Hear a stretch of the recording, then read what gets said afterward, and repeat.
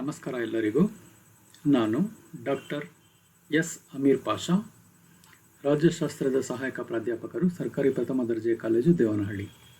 ಈ online video ಮುಖಾಂತರ ನಾನು ಇಂದು ಬೆಂಗಳೂರು ಉತ್ತರ ವಿಶ್ವವಿದ್ಯಾಲಯಕ್ಕೆ ಸಂಬಂಧಪಟ್ಟಂತಹ ತೃತೀಯ ಸೆಮಿಸ್ಟರ್ ದ್ವಿತೀಯ BA ವಿದ್ಯಾರ್ಥಿಗಳಿಗೆ ನಿಗದಿಪಡಿಸಿರತಕ್ಕಂತಹ ರಾಜ್ಯಶಾಸ್ತ್ರದ ಪತ್ರಿಕೆ 3 ಸಾರ್ವಜನಿಕ ಆಡಳಿತ ಪ್ರಕ್ರಿಯೆಗಳು ಅನ್ನೋದಕ್ಕೆ ಸಂಬಂಧಪಟ್ಟಂತೆ ಇರತಕ್ಕಂತಹ ಮೊದಲನೇ ಮಾಡ್ಯೂಲ್, ಮೊದಲನೇ ಸೆಷನನ್ನು ಈ ತರಗತಿಯಲ್ಲಿ ನಾನು ವಿವರಿಸ್ತಾ ಇದ್ದೀನಿ. Bengaluru north university, third semester BA political science, paper 3 public administration core concepts, module number 1, session number 1. ಇದರಲ್ಲಿ ಮೊದಲನೇ ಮಾಡ್ಯೂಲ್, ಮೊದಲನೇ ಅಧ್ಯಾಯದಲ್ಲಿ ಸಾರ್ವಜನಿಕ ಆಡಳಿತ ಎಂದರೇನು, ಅದರ ಅರ್ಥ, ವ್ಯಾಖ್ಯೆಗಳು, ವ್ಯಾಪ್ತಿ ಮತ್ತು ಮಹತ್ವದ ಬಗ್ಗೆ ತಿಳ್ಕೊಳ್ತೀರಾ ನೀವು. In first session you are going to study about the meaning of public administration, scope, definitions and importance of public administration. ಇಷ್ಟನ್ನು ತಿಳ್ಕೊಳ್ತೀರಾ. ಪ್ರಶ್ನೆ ಈ ಥರ ಇರುತ್ತೆ ನಿಮಗೆ ಎಕ್ಸಾಮಲ್ಲಿ: ಸಾರ್ವಜನಿಕ ಆಡಳಿತ ಎಂದರೇನು, ಅರ್ಥ, ವ್ಯಾಖ್ಯೆಗಳು, ವ್ಯಾಪ್ತಿ ಮತ್ತು ಮಹತ್ವ ತಿಳಿಸಿ ಅಂತ ಮೈನ್ ಕ್ವಶನ್ ಇರುತ್ತೆ. ಫಸ್ಟ್ ಚಾಪ್ಟರಲ್ಲಿ ಫಸ್ಟ್ ಟಾಪಿಕ್ ಸಂಬಂಧಪಟ್ಟಂತೆ ಕಂಪಲ್ಸರಿ ಪ್ರಶ್ನೆ ಇರುತ್ತೆ ಮುಖ್ಯ ಪರೀಕ್ಷೆಯಲ್ಲಿ. ಈಗ ಸಾರ್ವಜನಿಕ ಆಡಳಿತ ಅಂದರೆ ಏನು, ಅದರ ಅರ್ಥ ತಿಳ್ಕೊಳ್ಳೋಣ. Let us know about what is public administration. ಸಾರ್ವಜನಿಕ ಆಡಳಿತದ ಅಧ್ಯಯನ ಇಂದು ಜಾಗತಿಕ ಮಹತ್ವ ಪಡೆದಿದೆ. ಸಾರ್ವಜನಿಕ ಆಡಳಿತ ಅಂದರೆ ರಾಷ್ಟ್ರ, ರಾಜ್ಯ ಮತ್ತು ಸ್ಥಳೀಯ ಹಂತಗಳಲ್ಲಿನ ಸರ್ಕಾರಗಳ ವ್ಯವಹಾರಗಳ ನಿರ್ವಹಣೆ ಆಗಿದೆ. ಈ ಸಾರ್ವಜನಿಕ ಆಡಳಿತ ಅನ್ನೋ ಪದನ ಮೊದಲ ಬಾರಿಗೆ 1812ರಲ್ಲಿ ಅಲೆಕ್ಸಾಂಡರ್ ಹ್ಯಾಮಿಲ್ಟನ್ ಅವರು ಬಳಸ್ತಾರೆ.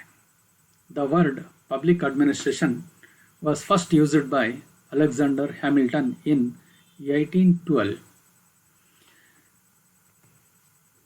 ಆಡಳಿತದ ಅರ್ಥಕ್ಕೆ ಸಂಬಂಧಪಟ್ಟಂತೆ ತಿಳ್ಕೋಬೇಕಾದ್ರೆ, ಆಡಳಿತ ಅನ್ನೋ ಪದ ಲ್ಯಾಟಿನ್ ಭಾಷೆಯ ಆಡ್ ಮತ್ತು ಮಿನಿಸ್ಟ್ರೇರ್ ಅಥವಾ ಮಿನಿಸ್ಟಿಯರ್ ಎಂಬ 2 ಪದಗಳ ಸಂಯೋಜನೆ ಆಗಿದೆ. ಇದರ ಅರ್ಥ ಸೇವೆ ಮಾಡು ಅಥವಾ ನೋಡಿಕೊಳ್ಳು ಅಥವಾ ನಿರ್ವಹಿಸು ಅಥವಾ ವ್ಯವಸ್ಥೆ ಮಾಡು ಅಂತ ಆಗುತ್ತೆ. ಈಗ ನಾನು ವಿವರಿಸ್ತಾ ಇರ್ತಕ್ಕಂಥದ್ದು ಸಾರ್ವಜನಿಕ ಆಡಳಿತ ಅಂದರೆ ಏನು ಅಂತಲ್ಲ. ಅದಕ್ಕಿಂತ ಮೊದಲು ಆಡಳಿತ ಅಂದರೆ ಏನು ತಿಳ್ಕೋಬೇಕಾಗುತ್ತೆ. ಆಡಳಿತ ಎಂಬ ಕನ್ನಡದ ಪದ ಇಂಗ್ಲಿಷ್ ಭಾಷೆಯ ಅಡ್ಮಿನಿಸ್ಟ್ರೇಷನ್ ಎಂಬ ಪದದ ಅನುವಾದ. ಈ ಅಡ್ಮಿನಿಸ್ಟ್ರೇಷನ್ ಎಂಬ ಪದ ಲ್ಯಾಟಿನ್ ಭಾಷೆಯ ಆಡ್ ಮತ್ತು ಮಿನಿಸ್ಟ್ರೇರ್ ಎಂಬ 2 ಪದಗಳ ಸಂಯೋಜನೆ ಆಗಿದೆ. ಈ ಆಡ್ ಮತ್ತು ಮಿನಿಸ್ಟ್ರೇರ್ ಅಂದರೆ ಸೇವೆ ಸಲ್ಲಿಸು ಅಂತ ಆಗುತ್ತೆ. The root word of administration was the Latin words ad and ministrare are the root words of administration. Its meaning is to serve or to look after or to organize or to manage. ಆದ್ದರಿಂದ ಆಡಳಿತ ಅಂದರೆ ಒಂದು ಸಾಮಾನ್ಯ ಉದ್ದೇಶ ಸಾಧನೆಗಾಗಿ ಜನರ ಗುಂಪು ಕೈಗೊಳ್ಳುವ ಸಾಮೂಹಿಕ ಸಹಕಾರಯುತ ಪ್ರಯತ್ನ ಅಂತ ಹೇಳ್ಬೋದು. Administration is nothing but it is a collective effort or collective activity directed towards the attainment of a special goal. ಒಂದು ಸಾಮಾನ್ಯ ಉದ್ದೇಶ ಸಾಧನೆ ಮಾಡೋದಕ್ಕೋಸ್ಕರ ಒಂದು ಜನರ ಗುಂಪು ಕೈಗೊಳ್ತಕ್ಕಂತಹ ಸಾಮೂಹಿಕ ಅಥವಾ ಸಹಕಾರಯುತ ಪ್ರಯತ್ನದಲ್ಲಿ ನಾವು ಆಡಳಿತದ ಲಕ್ಷಣಗಳನ್ನು ಕಾಣ್ಬೋದಾಗುತ್ತೆ. ಅಂದರೆ ಆಡಳಿತ ಅಂದರೆ ಸೇವೆ ನಿರ್ವಹಿಸೋದು, ಒಂದು ಸಾಮಾನ್ಯ ಉದ್ದೇಶ ಈಡೇರಿಸಲು ಹಲವಾರು ಜನ ಸೇರಿ ಸಹಕರಿಸಿ ಕಾರ್ಯನಿರ್ವಹಿಸೋದು ಅಂತ. ಇದರ ಅರ್ಥ ಸ್ಪಷ್ಟ ಆಗಲ್ಲ ಹೀಗೆ ಹೇಳಿದ್ರೆ. ಆಡಳಿತದ ಅರ್ಥ ಸ್ಪಷ್ಟವಾಗಿ ತಿಳ್ಕೋಬೇಕಾದ್ರೆ ನಾವು ಕೆಲವು ವ್ಯಾಖ್ಯೆಗಳನ್ನು ನೋಡಬೇಕಾಗುತ್ತೆ. ಮೊದಲನೇದಾಗಿ LD ವೈಟ್ರವರ ಪ್ರಕಾರ ಆಡಳಿತ ಅಂದರೆ ಏನು, ಅವ್ರ ಮಾತಲ್ಲೇ ಹೇಳೋದಾದರೆ, ಉದ್ದೇಶ ಅಥವಾ ಗುರಿಯೊಂದರ ಸಾಧನೆಗಾಗಿ ಹಲವಾರು ಜನರನ್ನು ನಿರ್ದೇಶಿಸುವ, ಸಂಯೋಜಿಸುವ ಮತ್ತು ನಿಯಂತ್ರಿಸುವ ಕಲೆಯೇ ಆಡಳಿತ. ಆಡಳಿತನ LD ವೈಟ್ ಅವರು ಹೀಗೆ ಹೇಳ್ತಾರೆ: ಒಂದು ಉದ್ದೇಶ ಅಥವಾ ಗುರಿ ಸಾಧಿಸಬೇಕಾದ್ರೆ ಹಲವಾರು ಜನರನ್ನು ನಿರ್ದೇಶಿಸಬೇಕು, ಸಂಯೋಜಿಸಬೇಕು ಮತ್ತು ನಿಯಂತ್ರಿಸಬೇಕು. ಇದಕ್ಕೆ ಸಂಬಂಧಪಟ್ಟ ಕಲೆನೇ ಆಡಳಿತ ಆಗಿರುತ್ತೆ. According to LD White, in his opinion, the meaning of administration is like this: it is the art of administration is the direction, coordination and control of many persons to achieve some common purpose or objective, that is called as administration. ಇನ್ನೊಬ್ಬ ಲೇಖಕ Felix A Negro, ಇವರು ಸಹ ಆಡಳಿತದ ಅರ್ಥದ ಬಗ್ಗೆ ತಮ್ಮದೇ ಆದ ಅಭಿಪ್ರಾಯ ಕೊಟ್ಟಿದ್ದಾರೆ. ಅವರ ಪ್ರಕಾರ ನೋಡೋದಾದರೆ, ಒಂದು ಉದ್ದೇಶ ಸಾಧನೆಗಾಗಿ ಮಾನವರ ಮತ್ತು ಸಾಮಗ್ರಿಗಳ ಸಂಘಟನೆ ಮತ್ತು ಬಳಕೆಯೇ ಆಡಳಿತ. ಒಂದು ಉದ್ದೇಶ ಸಾಧಿಸೋದಕ್ಕೋಸ್ಕರ ಮಾನವರು ಮತ್ತು ಸಾಮಗ್ರಿಗಳ ಸಂಘಟನೆ ಮತ್ತು ಬಳಕೆ, ಇದನ್ನೇ ಆಡಳಿತ ಅಂತ ಕರಿತೀವಿ. According to Felix A Nigro, administration is the organisation and use of men and materials to accomplish a purpose. ಅಂದರೆ ಒಂದು ಉದ್ದೇಶಿತ ಗುರಿ ಸಾಧಿಸಬೇಕಾದ್ರೆ ಮಾನವರು ಹಾಗೂ ಸಾಮಗ್ರಿಗಳ ಸಂಘಟನೆ ಹಾಗೂ ಬಳಕೆಯೇ ಆಡಳಿತ ಅಂತ ಅನಿಸ್ಕೊಳ್ಳುತ್ತೆ. ಅಂದರೆ ಸಾಮೂಹಿಕ ಪ್ರಯತ್ನದಲ್ಲಿ ಮಾನವರು ಇರ್ತಾರೆ, ಸಾಮಗ್ರಿಗಳ ಸಂಘಟನೆಯೂ ಇರುತ್ತೆ, ಅವುಗಳ ವ್ಯವಸ್ಥಿತ ಬಳಕೆ ಇರುತ್ತೆ. ಇದನ್ನೆಲ್ಲ ಸೇರಿಸ್ಬಿಟ್ಟು ಆಡಳಿತ ಅಂತ ಕರಿತೀವಿ. ನಿರೀಕ್ಷಿಸಿದ ಗುರಿಗಳನ್ನು ಈಡೇರಿಸಲು ಮಾನವರ ಮತ್ತು ಸಾಮಗ್ರಿಗಳ ಸಂಪನ್ಮೂಲಗಳ ವ್ಯವಸ್ಥೆಯೇ ಆಡಳಿತ ಅಂತ ಪಿಫ್ನರ್ ಹೇಳ್ತಾನೆ. According to Pfiffner, administration is the organization and direction of human and material resources to achieve desired ends. George E Berkeley ಅನ್ನೋ ವ್ಯಕ್ತಿ ಆಡಳಿತದ ಬಗ್ಗೆ ತನ್ನದೇ ಆದ ಅಭಿಪ್ರಾಯ ಕೊಟ್ಟಿದ್ದಾನೆ. ಆತನ ಪ್ರಕಾರ ನೋಡೋದಾದರೆ, ಸಾಮಾನ್ಯ ಗುರಿಗಳ ಸಾಧನೆಯಲ್ಲಿ ಸಾಮೂಹಿಕವಾಗಿ ಮಾನವರು ಕಾರ್ಯನಿರತರಾಗಿರುವ ಪ್ರಕ್ರಿಯೆಯನ್ನು ಆಡಳಿತ ಅಂತ ಕರೀತಾರೆ. ಸಾಮಾನ್ಯ ಗುರಿ ಸಾಧಿಸುವಲ್ಲಿ ಸಾಮೂಹಿಕವಾಗಿ ಮಾನವರು ಕಾರ್ಯನಿರತರಾಗಿರುವ ಪ್ರಕ್ರಿಯೆನೇ ಆಡಳಿತ ಆಗಿರುತ್ತೆ, ಬರ್ಕ್ಲಿ ಅವರ ಪ್ರಕಾರ. According to George E Berkley, administration is a process involving human beings jointly engaged in working towards common goals. ಎಲ್ಲಕ್ಕಿಂತ ಮುಖ್ಯವಾಗಿ ಲೂಥರ್ ಗಲಿಕ್ ಅವರು ಆಡಳಿತ ಅಂದರೆ ಏನು ತಮ್ಮದೇ ಆದ ಮಾತಲ್ಲಿ ವಿವರಿಸಿದ್ದಾರೆ. ಆಡಳಿತವು ಕೆಲಸ ಕಾರ್ಯಗಳನ್ನು ಈಡೇರಿಸಿಕೊಳ್ಳಲು ನಿರೂಪಿಸಲ್ಪಟ್ಟ ಗುರಿಗಳ ನೆರವೇರಿಕೆಗೂ ಸಂಬಂಧಪಟ್ಟಿರುತ್ತದೆ. According to Luther Gulick, administration has to do with things done with the accomplishment of defined objectives. John A Vieg ಅವರು ಹೇಳ್ತಾರೆ, ಜಾನ್ ಎ ವೀಗ್ ನಿರ್ಧರಿಸಲ್ಪಟ್ಟ ಉದ್ದೇಶವೊಂದರ ಸಾಧನೆಗಾಗಿ ಕೈಗೊಳ್ಳಲಾದ ಪೂರ್ವ ನಿರ್ಧಾರಿತ ಕಾರ್ಯಾಚರಣೆಯೇ ಆಡಳಿತ. ಜಾನ್ ಎ ವೀಗ್ ಪ್ರಕಾರ ಆಡಳಿತದ ಅರ್ಥ ಹೀಗಿದೆ: ನಿರ್ಧರಿಸಲ್ಪಟ್ಟ ಉದ್ದೇಶವೊಂದರ ಸಾಧನೆಗಾಗಿ ಕೈಗೊಳ್ಳಲಾಗುವ ಪೂರ್ವ ನಿರ್ಧರಿತ ಕಾರ್ಯಾಚರಣೆಯೇ ಆಡಳಿತ ಆಗಿರುತ್ತೆ. According to John A Vieg, administration means it is a determined action taken in pursuit of conscious purpose. Waldo ಅವರ ಪ್ರಕಾರ ಗರಿಷ್ಠ ಪ್ರಮಾಣದ ವಿವೇಚನಾಶೀಲತೆಯುಳ್ಳ ಮಾನವರ ಸಹಕಾರಯುತ ಪ್ರಯತ್ನದ ಒಂದು ಬಗೆಯೇ ಆಡಳಿತ. ಡಿ ವಾಲ್ಡೋ ಪ್ರಕಾರ ಗರಿಷ್ಠ ಪ್ರಮಾಣದ ವಿವೇಚನಾಶೀಲತೆಯುಳ್ಳ ಮಾನವರ ಸಹಕಾರಯುತ ಪ್ರಯತ್ನದ ಒಂದು ಬಗೆಯೇ ಆಡಳಿತ.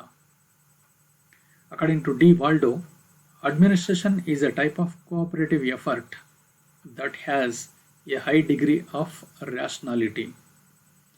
ಈ ಎಲ್ಲ ವ್ಯಾಖ್ಯೆಗಳನ್ನು ಗಮನಿಸಿದಾಗ ಆಡಳಿತ ಎರಡು ಮೂಲಾಂಶಗಳನ್ನು ಹೊಂದಿರೋದು ಕಂಡುಬರುತ್ತೆ. ಅವುಗಳೆಂದರೆ ಸಾಮೂಹಿಕ ಪ್ರಯತ್ನ ನಂಬರ್ 1, ನಂಬರ್ 2 ಸಾಮಾನ್ಯ ಉದ್ದೇಶ. That is called as collective effort and common purpose are two important elements which we found in administration. ಆದ್ದರಿಂದ ಆಡಳಿತ ಅಂದರೆ ಒಂದು ಸಾಮಾನ್ಯ ಉದ್ದೇಶ ಸಾಧನೆಗಾಗಿ ಜನರ ಗುಂಪು ಕೈಗೊಳ್ಳುವ ಸಾಮೂಹಿಕ ಹಾಗೂ ಸಹಕಾರಿಯುತ ಪ್ರಯತ್ನವೇ ಆಡಳಿತ ಅಂತ ಹೇಳ್ಬೋದು. Administration is a collective activity directed towards the attainment of a specific goal. That is important thing. ಈಗ ಸರಳವಾಗಿ ಹೇಳೋದಾದರೆ ಆಡಳಿತ ಅಂದರೆ ಏನು? ಒಂದು ಸಾಮಾನ್ಯ ಉದ್ದೇಶ ಸಾಧಿಸೋದಕ್ಕೋಸ್ಕರ ಜನರ ಗುಂಪು ಕೈಗೊಳ್ಳುವ ಸಾಮೂಹಿಕ ಹಾಗೂ ಸಹಕಾರಯುತ ಪ್ರಯತ್ನವೇ ಆಡಳಿತ ಆಗಿರುತ್ತೆ. ಸಾಮೂಹಿಕ ಚಟುವಟಿಕೆಗಳಲ್ಲಿ ನಾವು ಆಡಳಿತವನ್ನು ಕಾಣಬಹುದು, ಗುರುತಿಸಬಹುದು. ಈಗ ನಾನು ಹೇಳ್ತಾ ಇರೋದು ಬರೀ ಆಡಳಿತ ಅಂದರೆ ಏನು ಅಂತ.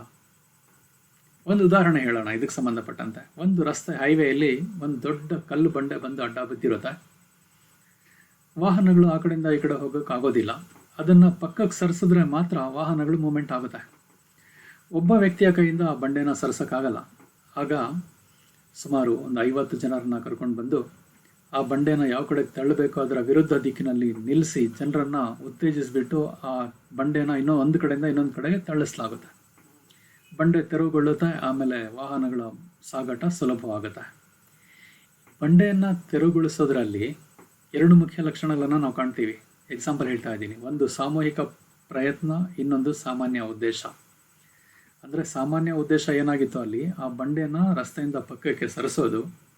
ಸಾಮೂಹಿಕ ಪ್ರಯತ್ನ ಅಂದರೆ ಒಂದು 50ಕ್ಕಿಂತ ಹೆಚ್ಚು ಜನ ಏಕಕಾಲದಲ್ಲಿ ಅದನ್ನು ದೂಡಿದ್ದು. ಸೊ ಅವರ ಪ್ರಯತ್ನನ ನಾವೇನಂತ ಕರಿಬಹುದು, ಆಡಳಿತ ಅಂತ ಕರಿಬಹುದು. ಇದು ಎಕ್ಸಾಂಪಲ್ ಅಷ್ಟೇ. ನೀವು ಆಡಳಿತ ಅಂದರೆ ಏನು ಅಂತ ಬರೆಯುವಾಗ ಆಡಳಿತದಲ್ಲಿ 2 ಮುಖ್ಯ ಲಕ್ಷಣಗಳನ್ನು ನಾವು ಕಾಣ್ಬೋದು. ಒಂದು ಸಾಮೂಹಿಕ ಪ್ರಯತ್ನ, ಇನ್ನೊಂದು ಸಾಮಾನ್ಯ ಉದ್ದೇಶ ಅಂತ. Administration is a collective activity directed towards the attainment of a specific goal ಅಂತ ಹೇಳ್ಬೋದು. ಈಗ ಆಡಳಿತ ಅಂದರೆ ಏನು ತಿಳ್ಕೊಂಡಾದ್ಮೇಲೆ ಸಾರ್ವಜನಿಕ ಆಡಳಿತ ಅಂದರೆ ಏನು ತಿಳ್ಕೊಬೇಕಾಗುತ್ತೆ. Let us discuss about the meaning of public administration. We already discussed about only the meaning of administration. Administration involves with collective effort and common achievement of goals.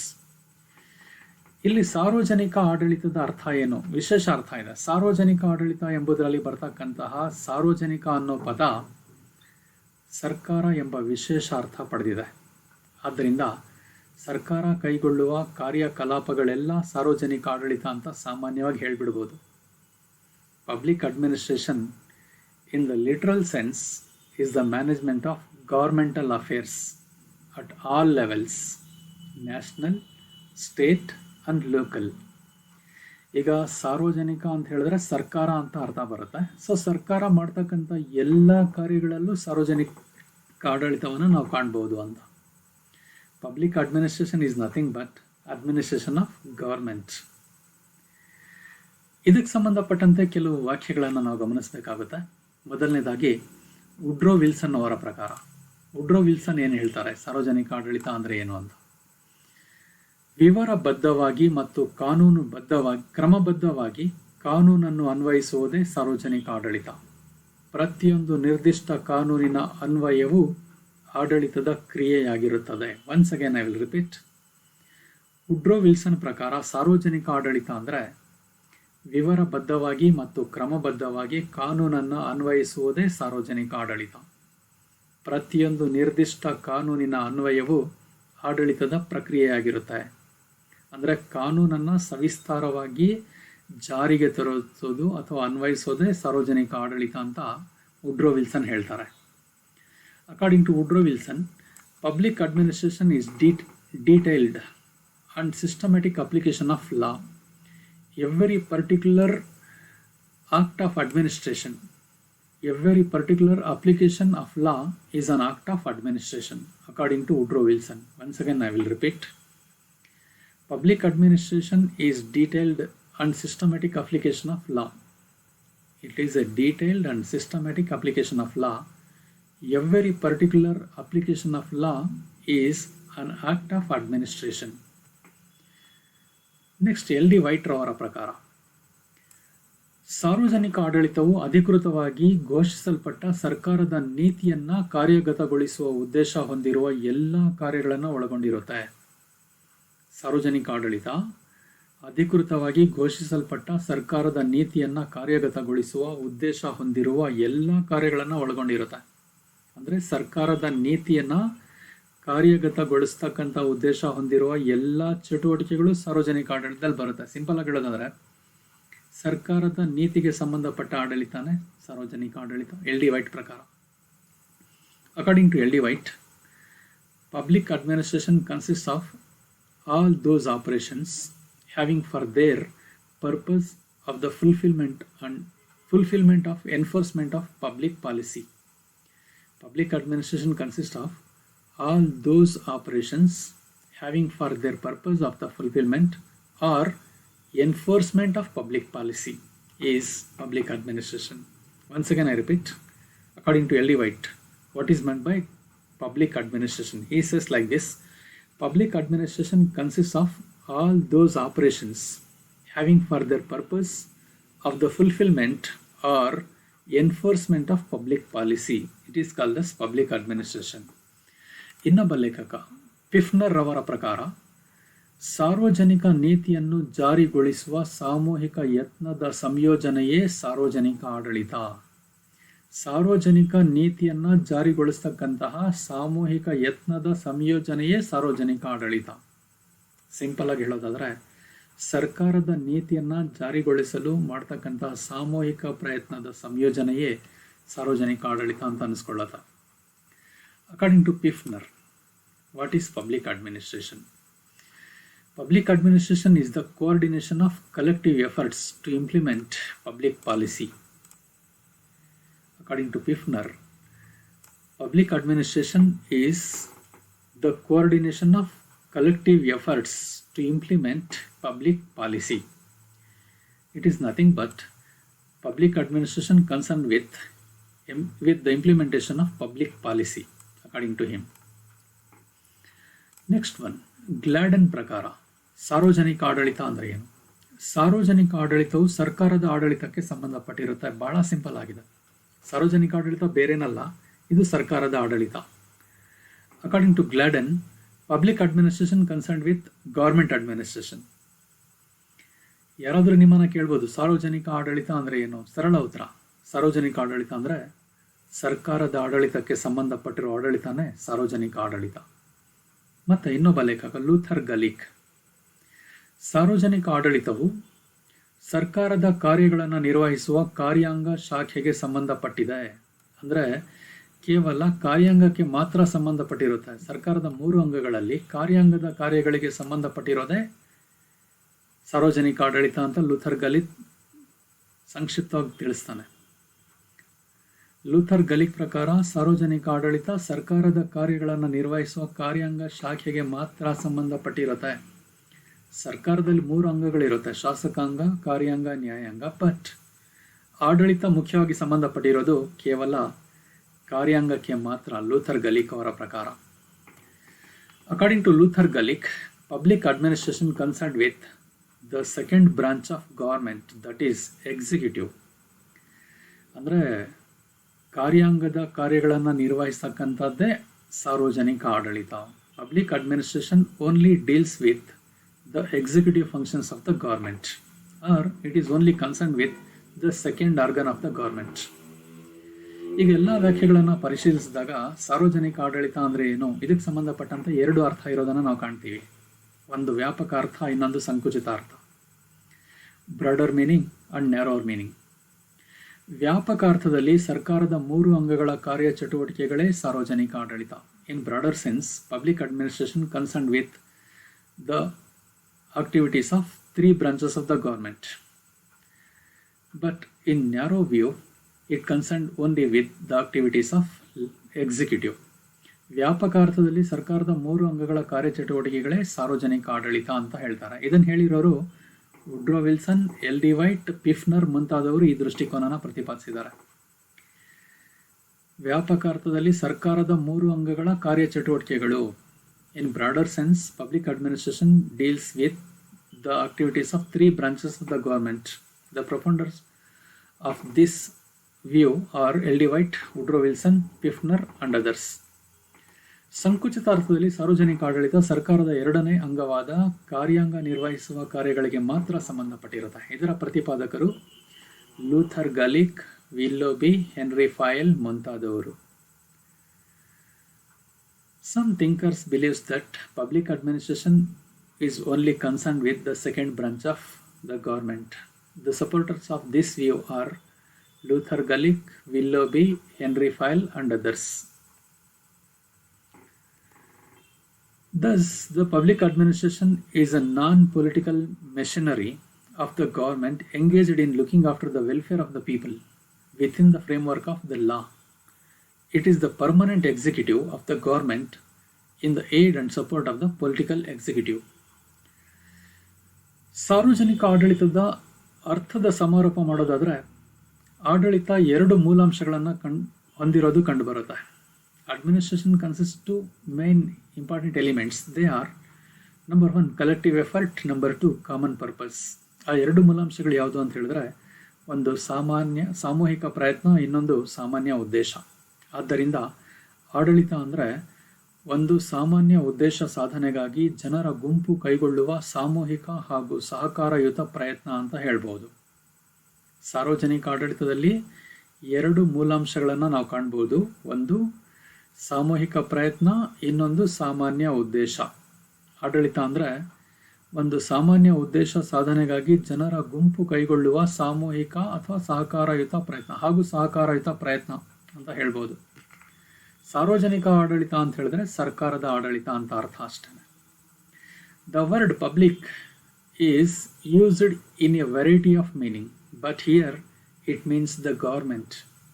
Public administration therefore simply means governmental administration. It is the study of the management of public agencies that carry out public policies in order to fulfill the state purposes in the public interest. That is public administration, the exact meaning of public administration. ಸಾರ್ವಜನಿಕ ಎಂಬ ಪದನ ವಿವಿಧ ಅರ್ಥಗಳಲ್ಲಿ ಬಳಸಲಾಗುತ್ತೆ, ಆದರೆ ಇಲ್ಲಿ ಇದರ ಅರ್ಥ ಸರ್ಕಾರ. ಆದ್ದರಿಂದ ಸಾರ್ವಜನಿಕ ಆಡಳಿತ ಅಂದರೆ ಸರ್ಕಾರಿ ಆಡಳಿತ ಅಂತ ಕರಿಬಹುದು. ಸಾರ್ವಜನಿಕ ಹಿತಾಸಕ್ತಿಗೋಸ್ಕರ ರಾಜ್ಯ ಅಥವಾ ರಾಷ್ಟ್ರ ಉದ್ದೇಶಗಳನ್ನು ಪೂರೈಸುವ ಸಲುವಾಗಿ ಸಾರ್ವಜನಿಕ ನೀತಿಗಳನ್ನು ಕೈಗೊಳ್ಳುವ ಸಾರ್ವಜನಿಕ ಸಂಸ್ಥೆಗಳ ನಿರ್ವಹಣೆಯ ಅಧ್ಯಯನವೇ ಸಾರ್ವಜನಿಕ ಆಡಳಿತ ಆಗಿರುತ್ತೆ. Public administration means management of public or private affairs. Administration means management of public or private affairs. Hence, simply public administration is known as the management of public affairs. It looks after the affairs of the people and provides services to them. Here, the main concern is public administration. ಆಡಳಿತ ಅಂದರೆ ಸಾರ್ವಜನಿಕ ಅಥವಾ ಖಾಸಗಿ ವ್ಯವಹಾರಗಳ ನಿರ್ವಹಣೆ. ಆದ್ದರಿಂದ ಸಾರ್ವಜನಿಕ ಆಡಳಿತವನ್ನು ಸಾರ್ವಜನಿಕ ವ್ಯವಹಾರಗಳ ನಿರ್ವಹಣೆ ಅಂತ ಕರೆಯಲಾಗುತ್ತೆ. ಇದು ಜನರ ವ್ಯವಹಾರಗಳನ್ನು ನೋಡಿಕೊಳ್ಳುತ್ತೆ, ಹಾಗೆಯೇ ಜನರಿಗೆ ಸೇವೆಗಳನ್ನು ಒದಗಿಸುತ್ತದೆ. ಇಲ್ಲಿ ಮುಖ್ಯ ಕಾಳಜಿ ಸಾರ್ವಜನಿಕ ಸೇವೆಯನ್ನು ಸಲ್ಲಿಸೋದು, ಸಾರ್ವಜನಿಕರ ಉದ್ದೇಶಿತ ಗುರಿಗಳನ್ನು ಈಡೇರಿಸ್ತಕ್ಕ. ಸಾರ್ವಜನಿಕ ಆಡಳಿತದ ಅರ್ಥ ಮತ್ತು ವ್ಯಾಖ್ಯೆಗಳನ್ನು ತಿಳಿದುಕೊಂಡ ನಂತರ ಸಾರ್ವಜನಿಕ ಆಡಳಿತದ ವ್ಯಾಪ್ತಿ ತಿಳ್ಕೋಬೇಕಾಗುತ್ತೆ. Let us discuss about the scope of public administration. ವ್ಯಾಪ್ತಿ ಅಂದರೆ ವಿಷಯ ವಸ್ತು ಅಂತ ಅರ್ಥ. Scope is nothing but subject matter. ಅಂದರೆ ಸಾರ್ವಜನಿಕ ಆಡಳಿತದಲ್ಲಿ ಯಾವ್ಯಾವ ವಿಷಯಗಳು ಬರುತ್ತೆ ಅನ್ನೋದಕ್ಕೆ ಸಂಬಂಧಪಟ್ಟಿರುತ್ತೆ. ಇದನ್ನು ಗಡಿ, ಮಿತಿ, ಮೇರೆ, ಎಲ್ಲೆ ಅಂತ ಕೂಡ ಕರೀತಾರೆ. It is a border of the subject matter, limitation of the subject. ಸಾರ್ವಜನಿಕ ಆಡಳಿತದ ವ್ಯಾಪ್ತಿಯ ಬಗ್ಗೆ ಲೇಖಕರಲ್ಲಿ ಒಮ್ಮತದ ಅಭಿಪ್ರಾಯ ಇಲ್ಲ. There is no common agreement among the thinkers or among the writers about the scope of public administration. L.D. White, Woodrow Wilson, Demark and Pfiffner and other writers holds the opinion that public administration concerned with the three branches of the government. L.D. White, Woodrow Wilson, Demark, Pfiffner ಮೊದಲಾದವರ ಪ್ರಕಾರ ಸಾರ್ವಜನಿಕ ಆಡಳಿತ ವ್ಯಾಪಕ ದೃಷ್ಟಿಕೋನ ಹೊಂದಿದ್ದು ಸರ್ಕಾರದ ಎಲ್ಲ ಅಂಗಗಳ ಕಾರ್ಯಗಳನ್ನು ಒಳಗೊಂಡಿರುತ್ತದೆ. It is a broader view of these writers.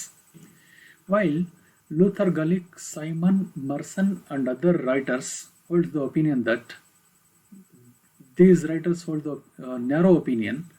According to them, the scope of public administration is only concerned with the second branch of the government, that is executive branch. ಇವರ ಅಭಿಪ್ರಾಯದಂತೆ ಇದರ ವ್ಯಾಪ್ತಿ ಸರ್ಕಾರದ ಎರಡನೇ ಅಂಗವಾದ ಕಾರ್ಯಾಂಗದ ಕಾರ್ಯಕಲಾಪಗಳಿಗೆ ಮಾತ್ರ ಸೀಮಿತವಾಗಿರುತ್ತೆ. ಒಂದು ಗುಂಪಿನ ಲೇಖಕರ ಪ್ರಕಾರ 3 ಅಂಗಗಳಿಗೆ ಸಾರ್ವಜನಿಕ ಆಡಳಿತ ಸಂಬಂಧಪಟ್ಟರೆ, ಇನ್ನೊಂದು ಗುಂಪಿನ ಲೇಖಕರ ಪ್ರಕಾರ ಸರ್ಕಾರದ ಎರಡನೇ ಅಂಗಕ್ಕೆ ಮಾತ್ರ ಸಾರ್ವಜನಿಕ ಆಡಳಿತ ಸಂಬಂಧಪಟ್ಟಿರುತ್ತೆ.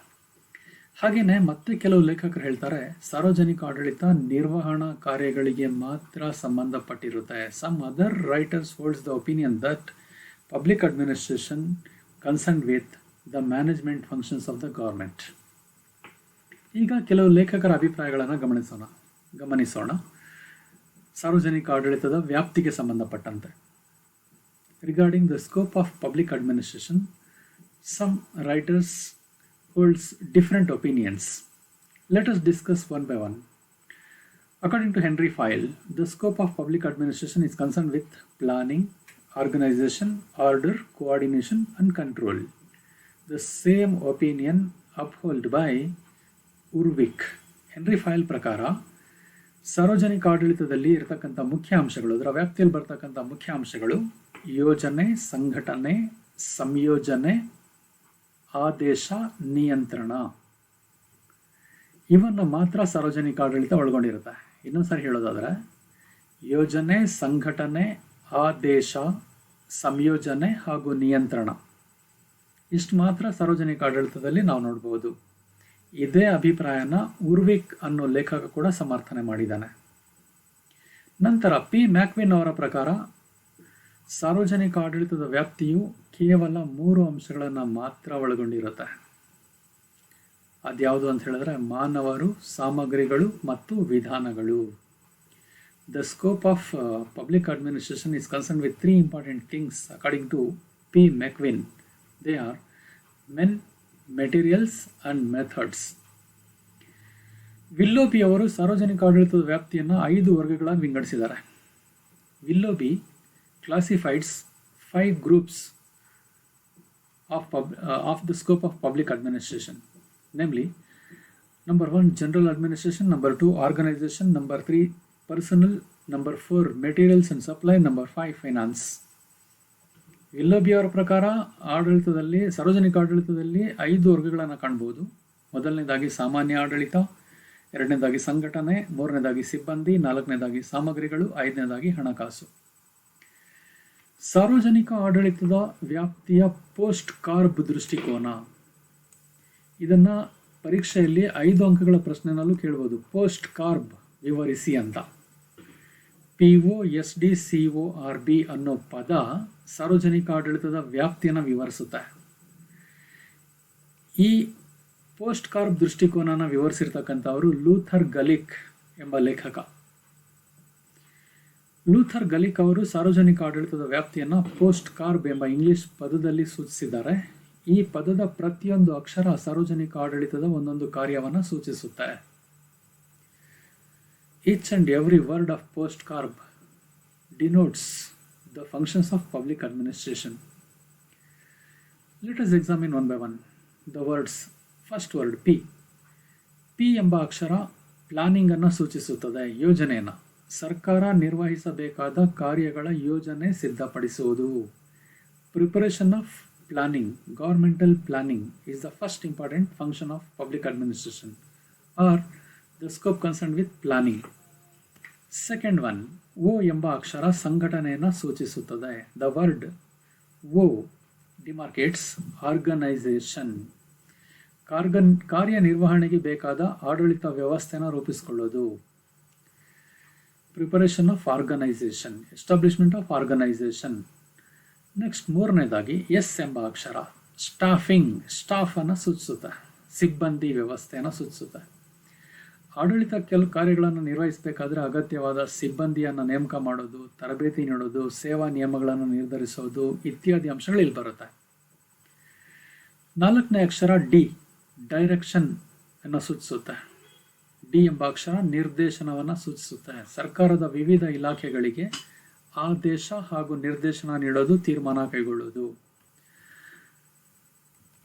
ಆ ನಂತರ CO ಎಂಬ 2 ಅಕ್ಷರಗಳು ಸಂಯೋಜನೆಯನ್ನು ಸೂಚಿಸುತ್ತವೆ. 2 word CO denotes coordination. The word CO indicates about coordination. ಸರ್ಕಾರದ ವಿವಿಧ ಇಲಾಖೆಗಳ ಕಾರ್ಯಗಳನ್ನು ಸಂಯೋಜಿಸುವುದು. The functions of the various departments of governments should be organized. Coordination should be developed between or among the various departments of government. Maintenance of coordination or harmony among the different departments of government, that is called as coordination. Maintenance of cooperation or coordination. It is also one of the important function of public administration. Next, number 6, the word R denotes reporting. R ಎಂಬ ಅಕ್ಷರ ವರದಿಯನ್ನು ಸೂಚಿಸುತ್ತದೆ. ಮೇಲಧಿಕಾರಿಗಳಿಗೆ ವಿವಿಧ ಇಲಾಖೆಗಳ ಕಾರ್ಯಚಟುವಟಿಕೆಗಳ ಬಗ್ಗೆ ವರದಿ ನೀಡುವುದು, ವರದಿ ಸಲ್ಲಿಸುವುದು, submitting the reports from the lower officials to higher officials. Last word B ಎಂಬ ಅಕ್ಷರ ಬಡ್ಜೆಟ್ ಅನ್ನು ಸೂಚಿಸುತ್ತದೆ, ಮುಂಗಡ ಪತ್ರ, ಆಯ ವ್ಯಯವನ್ನು ಸೂಚಿಸುತ್ತೆ. ಇದು ಹಣಕಾಸಿನ ವ್ಯವಹಾರಕ್ಕೆ ಸಂಬಂಧಪಟ್ಟಿರುತ್ತೆ. ಸೊ ಲೂಥರ್ ಗಲಿಕ್ ಅವರ ಪ್ರಕಾರ ಒಟ್ಟು 8 ಅಕ್ಷರಗಳಿದೆ. ಅದರಲ್ಲಿ CO ಎಂಬ 2 ಅಕ್ಷರಗಳನ್ನು ಒಂದಾಗಿ ಮಾಡಿಕೊಂಡ್ರೆ 7 ಅಕ್ಷರಗಳಲ್ಲಿ ಸಾರ್ವಜನಿಕ ಆಡಳಿತದ ವ್ಯಾಪ್ತಿಯನ್ನು ಅವರು ವಿವರಿಸಿದ್ದಾರೆ. Planning, organisation, staffing, direction, coordination, reporting, budgeting or budget. ಇಷ್ಟು ಸಾರ್ವಜನಿಕ ಆಡಳಿತದ ವ್ಯಾಪ್ತಿಯಲ್ಲಿ ಬರ್ತಕ್ಕಂಥ ವಿಷಯಗಳು ಅಂತ ಲೂಥರ್ ಗಲಿಕ್ ಅವರು ವಿವರಿಸಿದ್ದಾರೆ. ಹಾರ್ವೆ ವಾಕರ್ ಅನ್ನೋರು ಸಾರ್ವಜನಿಕ ಆಡಳಿತದ ವ್ಯಾಪ್ತಿಯನ್ನು ಆಡಳಿತ ಸಿದ್ಧಾಂತ ಮತ್ತು ಅನ್ವಯಿಕ ಸಿದ್ಧಾಂತ ಅಂತ ವಿಂಗಡಿಸಿದ್ದಾರೆ. The scope of public administration is divided into 2 groups by Harvey Walker. In opinion of Harvey Walker, it is divided into 2 types: administrative theory number 1, applied administration number 2. ಆಡಳಿತ ಸಿದ್ಧಾಂತದಲ್ಲಿ ಎಲ್ಲ ಹಂತಗಳಲ್ಲಿನ ಆಡಳಿತದಲ್ಲಿ ತೊಡಗಿರುವ ಎಲ್ಲ ಬಗೆಯ ಪ್ರಾಧಿಕಾರಗಳ, ಸಂಘಟನೆಗಳ ರಚನೆ, ಕಾರ್ಯಗಳು ಹಾಗೂ ವಿಧಾನಗಳು, ಇವುಗಳ ಅಧ್ಯಯನಗಳು ಬರುತ್ತೆ. ಅನ್ವಯಿಕ ಆಡಳಿತದಲ್ಲಿ ಅಪ್ಲೈಡ್ ಅಡ್ಮಿನಿಸ್ಟ್ರೇಷನ್ ಅಲ್ಲಿ ರಾಜಕೀಯ, ಶಾಸನೀಯ, ಹಣಕಾಸಿನ, ರಕ್ಷಣೆಯ, ಶೈಕ್ಷಣಿಕ, ಸಾಮಾಜಿಕ, ಆರ್ಥಿಕ, ವಿದೇಶಿ, ರಾಷ್ಟ್ರೀಯ ಹಾಗೂ ಸ್ಥಳೀಯ ವಿಷಯಗಳಿಗೆ ಸಂಬಂಧಪಟ್ಟ ಕಾರ್ಯಗಳು ಬರುತ್ತವೆ. ಮೊದಲನೇ ಹಂತದಲ್ಲಿ ಪ್ರಾಧಿಕಾರಗಳ ಸಂಘಟನೆ, ರಚನೆ, ಕಾರ್ಯಗಳು, ವಿಧಾನಗಳು ಮಾತ್ರ ಬಂದರೆ, ಎರಡನೇ ಹಂತದಲ್ಲಿ ಪ್ರಾಯೋಗಿಕವಾಗಿ ರಾಜಕೀಯ, ಶಾಸನೀಯ, ಹಣಕಾಸಿನ, ರಕ್ಷಣೆಯ, ಶೈಕ್ಷಣಿಕ, ಸಾಮಾಜಿಕ, ಆರ್ಥಿಕ, ವಿದೇಶಿ, ರಾಷ್ಟ್ರೀಯ ಹಾಗೂ ಸ್ಥಳೀಯ ವಿಷಯಗಳಿಗೆ ಸಂಬಂಧಪಟ್ಟ ಎಲ್ಲ ಕಾರ್ಯಗಳು ಬರುತ್ತವೆ. ಇದರ ನಂತರ ಆಡಳಿತ ವ್ಯಾಪ್ತಿಯ ಬಗ್ಗೆ ಆಧುನಿಕ ದೃಷ್ಟಿಕೋನ ವಿವರಿಸುವಂತೆ ಕಾರ್ಯಾಚರಣೆಯಲ್ಲಿರುವ ಸರ್ಕಾರವೇ ಸಾರ್ವಜನಿಕ ಆಡಳಿತ ಆಗಿರುತ್ತೆ. ಅಂದರೆ ಸಾರ್ವಜನಿಕ ಆಡಳಿತದ ವ್ಯಾಪ್ತಿಯಲ್ಲಿ ಕಾರ್ಯಾಚರಣೆಯಲ್ಲಿರ್ತಕ್ಕಂಥ ಸರ್ಕಾರನೇ ಸಾರ್ವಜನಿಕ ಆಡಳಿತ ಆಗಿರುತ್ತೆ. ಜನ ಸರ್ಕಾರದಿಂದ ಏನನ್ನ ಅಪೇಕ್ಷಿಸುತ್ತಾರೆನ್ನುವುದನ್ನು ಆಧರಿಸಿ ಸಾರ್ವಜನಿಕ ಆಡಳಿತದ ವ್ಯಾಪ್ತಿಯಲ್ಲಿ ಬದಲಾವಣೆ ಉಂಟಾಗ್ತಾ ಇರುತ್ತೆ. ಪೌರರ ಸಮಸ್ಯೆಗಳು, ದೇಶದ ಅಭಿವೃದ್ಧಿ, ದೇಶದ ಸಮಗ್ರತೆ ಮೊದಲಾದವುಗಳು ಕೂಡ ಸಾರ್ವಜನಿಕ ಆಡಳಿತದ ವ್ಯಾಪ್ತಿಯಲ್ಲಿ ಬರುತ್ತವೆ. ಕೊನೆಯದಾಗಿ ಹೇಳೋದಾದರೆ ಸಮಾರೋಪ. ಸಾರ್ವಜನಿಕ ಆಡಳಿತದ ವ್ಯಾಪ್ತಿಯು ಅತ್ಯಂತ ವಿಶಾಲವಾದುದಾಗಿದ್ದು, ಇದು ಸರ್ಕಾರದ ನೀತಿ ನಿರೂಪಣೆ ಹಾಗೂ ಆ ಕುರಿತು ವಿಶ್ಲೇಷಣೆ, ಆಡಳಿತಾತ್ಮಕ ಪರಿಸರ, ಅಭಿವೃದ್ಧಿ ಆಡಳಿತ, ಸಾರ್ವಜನಿಕ ಹಣಕಾಸು ಆಡಳಿತ, ಸಾರ್ವಜನಿಕ ಸಿಬ್ಬಂದಿ ಆಡಳಿತದ ಕುರಿತು ಅಧ್ಯಯನ ಮಾಡುತ್ತದೆ. ಇದರ ಜೊತೆಗೆ ರಕ್ಷಣಾತ್ಮಕ ಹಾಗೂ ನಿಯಂತ್ರಣಾತ್ಮಕ ಚಟುವಟಿಕೆಗಳನ್ನು ಕೂಡ ನಿರ್ವಹಿಸುತ್ತದೆ. ಸಾಮಾಜಿಕ ಅಭಿವೃದ್ಧಿ ಮತ್ತು ಹಿತರಕ್ಷಣೆಯ ಕಾರ್ಯವು ಇದರ ಜವಾಬ್ದಾರಿಯಾಗಿರುತ್ತದೆ. ಆದ್ದರಿಂದ ಸಾರ್ವಜನಿಕ ಆಡಳಿತದ ವ್ಯಾಪ್ತಿ ಬಹಳಷ್ಟು ವಿಸ್ತಾರವಾಗಿದೆ ಅಂತ ಹೇಳ್ಬೋದು. ಸಾರ್ವಜನಿಕ ಆಡಳಿತದ ವ್ಯಾಪ್ತಿಯ ನಂತರ ಮೊದಲನೇ ಸೆಷನ್ನ ಕೊನೆಯ ಭಾಗಕ್ಕೆ ಬಂದಿದ್ದೀವಿ. ಇದರಲ್ಲಿ ಸಾರ್ವಜನಿಕ ಆಡಳಿತದ ಅಧ್ಯಯನದ ಮಹತ್ವವನ್ನು ತಿಳ್ಕೊಳ್ತೀರಿ. Importance of the study of public administration. ಸಾರ್ವಜನಿಕ ಆಡಳಿತದ ಅಧ್ಯಯನದ ಪ್ರಾಮುಖ್ಯತೆ ಏನು ಅಂತ. ಆಧುನಿಕ ರಾಜ್ಯದಲ್ಲಿ ಸಾರ್ವಜನಿಕ ಆಡಳಿತದ ಮಹತ್ವ ಹೆಚ್ಚಾಗಿದ್ದು, ಇಡೀ ಸಮಾಜ ಹಾಗೂ ನಾಗರಿಕತೆ ಆಡಳಿತನ ಅವಲಂಬಿಸಿದೆ. ಸಾರ್ವಜನಿಕ ಆಡಳಿತ ರಾಜ್ಯದ ಹೃದಯ ಸ್ಥಾನದಲ್ಲಿದೆ. ಸಾರ್ವಜನಿಕ ಆಡಳಿತ ಇಲ್ಲದ ರಾಜ್ಯದ ಕಲ್ಪನೆಯೇ ಅಸಾಧ್ಯವಾಗಿದೆ. The civilization of the society is depend on the public administration. Public administration is regarded as the heart of the state. Without public administration, we can't imagine about a state. So, public administration has a great importance. ಸಾರ್ವಜನಿಕ ಆಡಳಿತದ ಮಹತ್ವವನ್ನು ಈ ಕೆಳಕಂಡ ಶೀರ್ಷಿಕೆಗಳಲ್ಲಿ ವಿವರಿಸಬಹುದು. Importance of the study of public administration can be explained under these headlines. ಸಾರ್ವಜನಿಕ ಆಡಳಿತವು ಸರ್ಕಾರದ ಅಡಿಪಾಯವಾಗಿದೆ. Public administration is base for government. ಯಾವ ಸರ್ಕಾರವು ಸಾರ್ವಜನಿಕ ಆಡಳಿತ ಇಲ್ಲದೆ ಅಸ್ತಿತ್ವದಲ್ಲಿ ಇರಲಾರದು. We can't imagine a government without administration. Paul Appleby ಅವರು ಹೇಳಿರುವಂತೆ ಆಡಳಿತವಿಲ್ಲದ ಸರ್ಕಾರ ಕೇವಲ ಒಣ ಹರಟೆಯ ಕೂಟವಾಗಿರುತ್ತದೆ. ಹರಟೆಯ ಕೂಟ ಅಷ್ಟೇನೆ, ಆಡಳಿತ ಇಲ್ಲದೆ ಹೋದರೆ ಸರ್ಕಾರ. Public administration is the basis of government. Without public administration, government is meaningless, according to Paul Appleby. ಸಾರ್ವಜನಿಕ ಒಳಿತಿಗಾಗಿ ಹಲವು ರೀತಿಯ ಸೇವೆಗಳನ್ನು ಆಡಳಿತ ಒದಗಿಸುತ್ತದೆ. ಅಂದರೆ ಸಾರ್ವಜನಿಕರ ಕಲ್ಯಾಣಕ್ಕೋಸ್ಕರ, ಸರ್ವತೋಮುಖ ಅಭಿವೃದ್ಧಿಗೋಸ್ಕರ ಸಾಕಷ್ಟು ಕಾರ್ಯಗಳನ್ನು ಆಡಳಿತ ದಿನನಿತ್ಯ ಒದಗಿಸ್ತಾ ಇರುತ್ತೆ. ಅದಕ್ಕೆ WB ಡಾನ್ಯಾಮ್ ಹೇಳ್ತಾರೆ, ನಮ್ಮ ನಾಗರಿಕತೆ ಏನಾದರೂ ವಿಫಲಗೊಂಡರೆ ಅದಕ್ಕೆ ಸಾರ್ವಜನಿಕ ಆಡಳಿತದ ಕುಸಿತವೇ ಕಾರಣವಾಗುತ್ತೆ ಅಂತ. In the opinion of WB ಡಾನ್ಯಾಮ್, public administration provides a variety of services in the public interest. The civilization of the world can be saved by the help of public administration. If the civilization lost in the world, it may be the failure of administration. So, the civilization of the world can be saved only by the help of administration.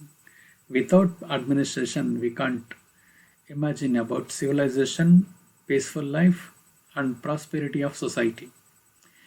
L.D. White, the objectives of the state are the objectives of administration. He holds this opinion. The objectives of the state is nothing but the objectives of the administration. ಆಡಳಿತದ ಗುರಿಗಳು ರಾಜ್ಯದ ಗುರಿಗಳೇ ಹೊರತು ಬೇರೆ ಅಲ್ಲ, LD white ಅವರ ಪ್ರಕಾರ. ಸಾರ್ವಜನಿಕ ಆಡಳಿತವು ಕಾನೂನು ಮತ್ತು ಸರ್ಕಾರದ ನೀತಿಯನ್ನು ಅನುಷ್ಠಾನಗೊಳಿಸುವ ಪ್ರಮುಖ ಕಾರ್ಯನಿರ್ವಹಿಸುತ್ತದೆ. Implementation of laws and governmental policies are depend upon public administration. ಸರ್ಕಾರದ ನೀತಿ ಕಾರ್ಯಕ್ರಮ ಯಶಸ್ವಿಯಾಗಿ ಜಾರಿಗೆ ತರಬೇಕಾದ್ರೆ ಸಾರ್ವಜನಿಕ ಆಡಳಿತದ ಸಹಾಯ ಬೇಕೇ ಬೇಕಾಗುತ್ತದೆ. ಸಾಮಾಜಿಕ ಭದ್ರತೆಯನ್ನು ಕಾಪಾಡಲು ಸಾರ್ವಜನಿಕ ಆಡಳಿತ ಅತಿ ಅವಶ್ಯಕ. ಸರ್ಕಾರಗಳು ಪದೇ ಪದೇ ಬದಲಾದರೂ ಆಡಳಿತ ಸದಾ ಹಾಗೆಯೇ ಇರುತ್ತದೆ. Governments may change, but administration remains same. It provides stability to society. ಸಮಾಜಕ್ಕೆ ಸ್ಥಿರತೆಯನ್ನು ಒದಗಿಸ್ತಕ್ಕಂಥ ಕೆಲಸನ ಆಡಳಿತ ಮಾಡ್ತಾ ಇರುತ್ತೆ. ಸಾರ್ವಜನಿಕ ಆಡಳಿತ ಸಾಮಾಜಿಕ ಬದಲಾವಣೆ ಮತ್ತು ಅಭಿವೃದ್ಧಿಯ ಸಾಧನವಾಗಿರುತ್ತೆ. ಸಮಾಜ ಕಾಲಕಾಲಕ್ಕೆ ಬದಲಾಗ್ತಾ ಇರುತ್ತೆ. ಬದಲಾದ ಸ್ಥಿತಿಗೆ ಅನುಗುಣವಾಗಿ ಸಮಾಜಕ್ಕೆ ಬೇಕಾದ ಅಗತ್ಯಗಳನ್ನು ಒದಗಿಸಬೇಕಾದ್ರೆ ಆಡಳಿತ ಇರಲೇಬೇಕಾಗುತ್ತೆ. Instrument for social change and development, public administration. ಶಾಸಕಾಂಗ ಹಾಗೂ ಕಾರ್ಯಾಂಗಕ್ಕೂ ಸಾರ್ವಜನಿಕ ಆಡಳಿತ ನೆರವು ನೀಡುತ್ತದೆ. ವಾಸ್ತವಿಕವಾಗಿ ಕಾರ್ಯನಿರ್ವಹಿಸೋದೇ ಆಡಳಿತಾಂಗ, ಸಾರ್ವಜನಿಕ ಆಡಳಿತ. Public administration helps to legislature and executive. Jawaharlal Nehru ಹೇಳಿರುವಂತೆ ದೇಶದ ಚುಕ್ಕಾಣಿ ನಿಜವಾದ ಅರ್ಥದಲ್ಲಿ ಆಡಳಿತಾಂಗದ ಕೈಯಲ್ಲಿರುತ್ತದೆ, ರಾಜಕಾರಣಿಗಳ ಕೈಯಲ್ಲ, ಆಡಳಿತಾಂಗದ ಕೈಯಲ್ಲಿರುತ್ತದೆ. Nehru says that the steering of the nation is in the hands of administration. Edmund Burk ಅವರ ಪ್ರಕಾರ ಎಲ್ಲ ಸನ್ನಿವೇಶಗಳಲ್ಲಿಯೂ ಆಡಳಿತ ಇರುತ್ತದೆ, ಆಡಳಿತವಿಲ್ಲದೆ ಯಾವುದೂ ಅಸ್ತಿತ್ವದಲ್ಲಿ ಇರಲಾರದು. ಎಲ್ಲ ಸನ್ನಿವೇಶಗಳಲ್ಲೂ ಆಡಳಿತ ಇರುತ್ತೆ, ಆಡಳಿತ ಇಲ್ಲದೆ ಏನು ಅಸ್ತಿತ್ವದಲ್ಲಿ ಇರೋದಕ್ಕೆ ಸಾಧ್ಯನೇ ಇಲ್ಲ. According to Edmund Burke, administration is there under all situations. There would be no existence without administration.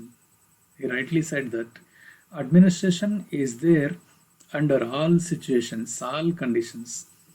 There would be no existence without administration.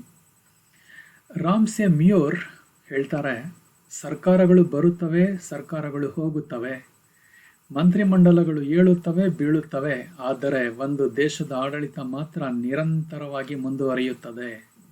ಯಾವ ಕ್ರಾಂತಿಯೂ ಅದನ್ನು ಬದಲಾಯಿಸಲಾರದು ಮತ್ತು ಯಾವ ದಂಗೆಯೂ ಅದನ್ನು ಬಡಮೇಲು ಮಾಡಲಾರದು. According to Ramsay Muir, while governments may come and go, ministers may rise and fall, the administration of a country goes on forever. No revolution can change it, and no upheaval can uproot it.